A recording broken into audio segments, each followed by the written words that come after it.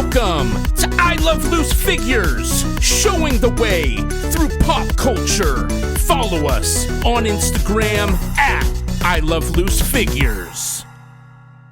How's it going, everyone? This is Vo for I Love Loose Figures. I have special guest. He's no longer a newcomer to the area. This is Bryan Bielanski from Charlotte, North Carolina. Hey, Steve, how's it going? Thanks for having me back on the show. Oh, you're welcome. Thank you for being here. Let's talk a little bit about, first of all, if new people that have never seen any video interviews with you before, talk a little bit about yourself, what you do for a living. So I'm a traveling musician, and I just go city to city, and I play music, record albums. I guess my genre is folk rock and, kind of high energy, catchy songs, positive vibes, and I like to stay very busy. And it looks like you definitely are staying busy. And I mean, you're getting ready to not be busy. You only have a couple of shows left this year, but then you've got some crazy stuff going on next year. You want to talk about that a little bit? Yep, sure. Going back to Europe next year in the winter. So got a 2-month European tour, which I'm really excited. It's definitely been a while since I've been in Europe. It was of course like pre-COVID since I'd been there. So it's going to be great to get back there. I'm actually getting to a lot of countries that I didn't get to make it to on my previous tours there. So I am really excited to make it back there and have a good time and put on some great shows over there. Right on. And what are you currently promoting right now? So still promoting Brian's Super Happy Fun Time 3, the full-length album that came out earlier this year. Although I do have an EP release, I'm kind of not like promoting it like heavy. It's kind of like a special thing just for like diehard fans, not something that I'm like aggressively like trying to do like a promotion or anything. Gotcha. So while you're performing and you're out, since we're a part of pop culture on I Love Loose Figures, when you go to your different cities and your towns, your states, the venues, do you see a lot of the same thing in the atmosphere when you go to the venues? Like it's all the coffee shops kind of look the same, or is there any certain spots that look different when it comes to like pop culture? Do you see a lot of different cultures when you go to different venues? Well, that's a really good question, and yeah, honestly, I play all different kinds of places. Everything from like the college coffee shops where like a lot of college students to cowboy dive bars out in the middle of nowhere, in places like Texas and Montana and whatnot. And it makes me feel really good to know that I my music kind of fits in everywhere. And speaking of pop culture, of course there are some exceptions, like song Star Wars Marathon. So that song doesn't really go over too good if there's no Star Wars fans in the audience. It goes over great when there are Star Wars fans in the audience. So there's definitely some exceptions to that. Of course, short of my asking the audience, hey, does anybody like Star Wars here, there's no real way to know that. So of course I just play the song regardless. But it is really interesting to me to see how like in some audiences they love it and go crazy over that song, and others they're just like, dude, we don't like Star Wars. We don't want to hear a song about Star Wars. Well, that's where they're wrong. I mean, even though I'm a Trekkie, I mean, how can you not hear a song about Star Wars? Well, nobody actually said that. To be fair, that's just like me.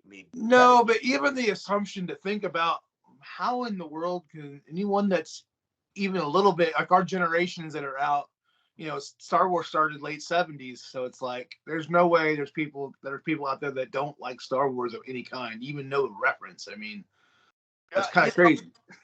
It's funny, and I guess like once again, and that is the question about pop culture. So there actually are like some people that don't like Star Wars, apparently. It's kind of interesting, because yeah, you would think, and it was honestly kind of surprising to me, because I mean it's such an iconic, to me it's like as much as a part of like our culture is like you would say like Homer's Odyssey was to the Greeks kind of thing. To it's like our modern day like version of those epic poems from back in the the classical times like that. It's what I think anyway, but apparently not everybody shares that opinion. But Well, and like I said, that's the exception. It's not the norm, but it does happen every once in a while. Well, that's the beautiful thing about music. If you don't like one thing, well, you got plenty of other stuff in your music between your personal stories and then like your fun stuff that you do. You've got a good variety of everything, and music is a universal language. So, I mean, if you can't relate to someone through Star Wars, you can relate through Mario or like any kind of topic you can come up with because you to engage your crowd and you fill the room. And as an artist, I'm sure that you've had to experience that. Like every venue is different, so like every person's different. And being a superstar as you are, you know, you're probably gonna be like, no, it's not me. But the times I've seen you live, you engage with the crowd, and you seem like you could perform in almost any venue in any genre venue except for like, you know, death metal or whatever.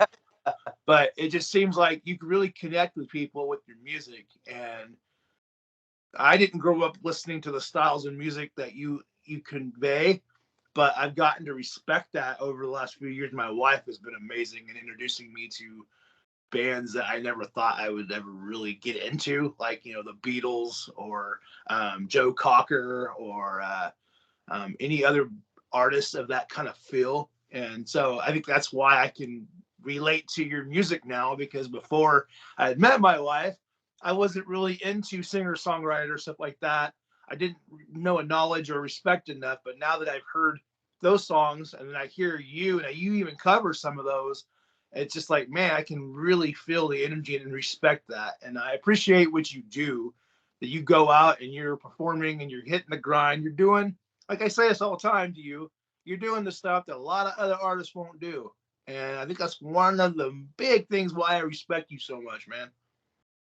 Well, thank you so much, Steve. I mean, and you know, to be fair, you know, it's super happy fun time, but it Right. honestly is like super a lot of work all of the time, you know, trying to be able to string together a tour that goes 10 months or 11 months out of the year.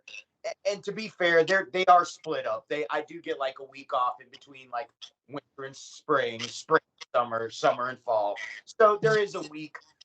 Although to be honest, when I'm back home, typically what happens in those weeks off is that like shows that were intended for me to get on the calendar as part of the tour, venues will be like, well, we don't have anything those dates, but how about this date? So a lot of times my weeks off wind up getting like eaten up by more shows, which is fine. I mean, I'm doing what I love, but it's a grind. I mean, like, you know, like the library song, I literally spend like hours in the library every day working on stuff, or like, you know, if I have to make phone calls, I go to like a coffee shop and spend hours making phone calls. So I think the reason why there's a lot of musicians that don't tour to that extent is because it is a lot of work to keep things moving. But to me, it's like, well, what else would I do? It's not like I can go on tour 2 months and pay my, you know, bills for the whole year with working, you know, as a musician for 2 months out of the year. So I have to do it more or less all the time. You know? Right. And, you know, it's really cool. Like since our last conversation, our interview, I know you get interviews all the time from news stations, news outlets, but it just seems like you keep getting more and more of that. And I think that's really rad because I'm sure it happens all the time, but until you know someone or follow an artist, you don't see all these different news stations in different states that are covering artists. And I didn't think that was a thing, but going through watching your feed on your Facebook and your Instagram, and it shows how you're posting all these interviews you're having with these talk shows in the early morning of these local shows, and I'm just like, that's rad because I don't know that happens because I don't watch news here to begin with, so I don't even know if we do it. We might here in Medford, but it's cool to see that there's still engagement with artists, that the media is trying to get the promotion for a show and for an artist.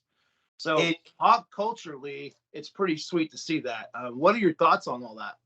No doubt. It is great. It's great that there is a lot of media out there that is that, you know, friendly to somebody that's like, you know, like myself, that's an independent musician. This is just, you know, simple guy trying to make his way in the world. And there's, TV stations that are very, very cool with that. Now there are stations here and there that try to charge me money to do that, and I want to be like, like, no, usually I get paid to do the TV stuff. No, it's it's great, and I think it speaks volumes of the fact that there is kind of a like a migration to people like really getting into independent stuff, and that's the fact that these big networks are willing to just have some independent singer songwriter on their morning shows. It's and those get out.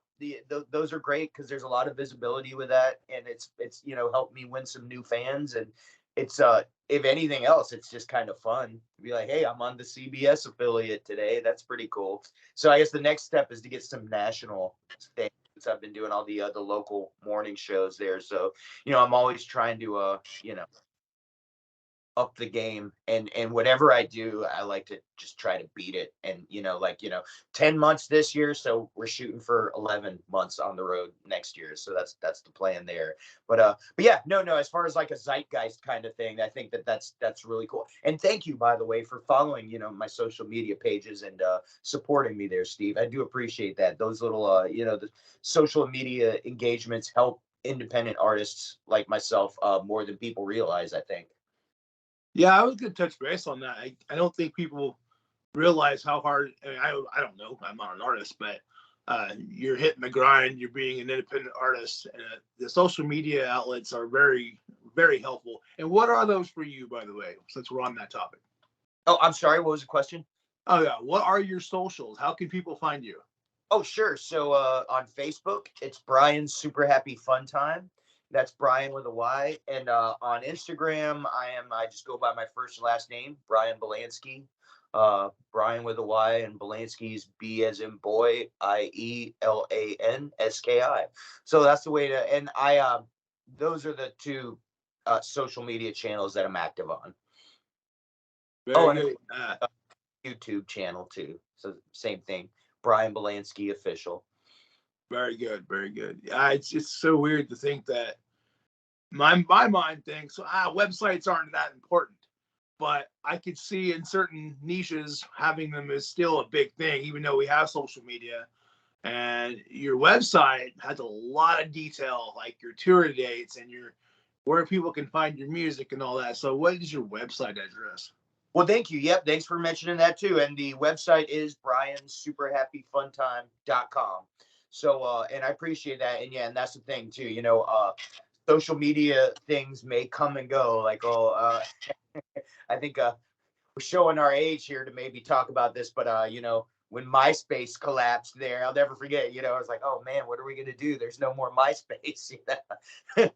Of course, like Facebook quickly like filled that void, and there's the new things, but such as like TikTok and Snapchat and all that. But the thing is, the way I'm doing things, being just one guy, I mean, there's only so many hours in the day, and I have to kind of like, I can't spread myself too thin. So, I've got Instagram, Facebook, the website, and the YouTube channel. So that's kind of, that's about as much as I can handle and still try to, book and promote like over 200 shows a year, more or less. Man, it's crazy. You say MySpace. It's so weird. Like, I think that wasn't that long ago. And you think about that, that was a while back. It was, I guess it would have been about 10 or 11 years that the thing fell apart. Yeah. I remember it was about 2011, 2012 when it like went under.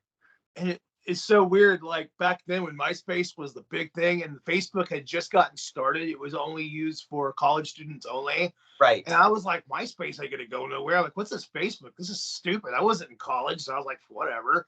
And I never thought I'd see MySpace go, but it did help. Like it helped artists. A lot of the what we see now started kind of with MySpace and with Spotify, because Spotify was, I think, no, Pandora was one of the very first streaming platforms, and then you had MySpace come along. MySpace integrated music on their pages, And I think that blew up for a lot of independent artists, in which now I think even Taylor Swift had something to do with, like, her first album was a MySpace thing or something like that. I can't remember it exactly. I saw some article earlier today about that, but it's so weird that MySpace just non-existent. It just goes to show you really never know what you're going to get, and to have that website, it's really cool to have that website to be able to have your information on there. But MySpace, I just can't believe that it's not a thing anymore. And that's the thing too with the website. I mean, that's something you own, and like, no matter what, you'll be able to, as the social media networks come and go, that, I can always put videos on there. I can always post my tour dates on there. So yeah, totally. And the other thing, I mean, and going back to the pop culture thing with the social media, I think a lot of musicians get fanatical about like numbers on social media, and like trying to artificially inflate numbers by doing tricks, like, and to me that kind of is sad, because to me there is no substitute for like actually getting out there. And I mean, I'm proud to say that, with the numbers I have, they're all real people that I really, like really were at my shows. And, I think 90% of the time I actually probably had a personal interaction where I actually like got to tell them hi, or thank you for coming to the show, or something like that, maybe sold them an album or a t-shirt. So that is a great thing. It really is. And to be able to connect with people, when people try to, buy the views and all that, it numbers are great. And I know, speaking of MySpace, I know at one point artists, they had to have so many views for these record labels to see that. And I think that's one of the things that people get so involved with. We got to have numbers, because the numbers are going to show we have clout. And I'm like, well, no, not necessarily. You could have, let's say you have 1 million subscribers on your YouTube, but you only have 100 people watching your videos. That tells me that that's not all followers. It's not actual fan base. So I think you hit the nail on the coffin with that the numbers. I think it's way better to have the actual people that are going to be engaging with you, and versus having all those numbers, because you just, as an artist, you're not being able to relate with them. They're not coming back to you as being a fan, supporting what you do. And if it's not organic, then it's not going to work. But that's what I was trying to say. I think so many musicians spend the wrong amount of time working on those kind of schemes to boost like numbers artificially, when they should just be out there hitting the road and like, winning fans for real, like playing shows anywhere and everywhere. I mean, that's how you grow, your fan base. And I mean, here's the thing too, a lot of people that like my music are older folks that don't listen to Spotify, that do still listen to like CDs and cassettes. I mean, one of the reasons why I decided to do a cassette, a lot of the people that like my music are older, and they might not listen to, Apple Music or things, and that's fine too. I mean, a lot of people still like physical media, which is why. Sorry about that. No, don't be sorry. I still like, that's what I'm saying. I still like my physical. I'd rather have my CDs and my records and my cassettes. I'd much rather have that. Yeah, streaming's great. I can listen to it on the fly, or if I'm at work, I got 15 minutes. Okay, cool. I'll put it on. Or if I'm looking for, if I see a CD, oh, that looks cool, let me listen to it real quick. I don't really like it that much. I'm not going to buy it. So, I mean, it has its value. It has its perk. Exactly. Yeah, no. And I mean, and yeah, definitely. I'm not saying anything bad against streaming either. I stream music all the time, but I do also still have like, CDs, tapes, records. I mean, I grew up with that stuff, so it's always going to be something I like, Exactly. All right, man. Well, thank you for coming on the show today, on the podcast. Anything you'd like to throw out there before we're ending? Nope. Just hopefully I'll be making it back to Medford soon. We're working on booking some tour dates out there right now. And no, Steve, I just I'm glad things are going great with I Love Loose Figures, and I wish you guys nothing but the most success, and I truly appreciate your continued support on my tours, man. No worries. Well, I appreciate you, the support back to us as well. Thank you guys for watching today. Like, subscribe, make the world go round. This is Vo. May the Vo be with you. Have a wonderful day, folks.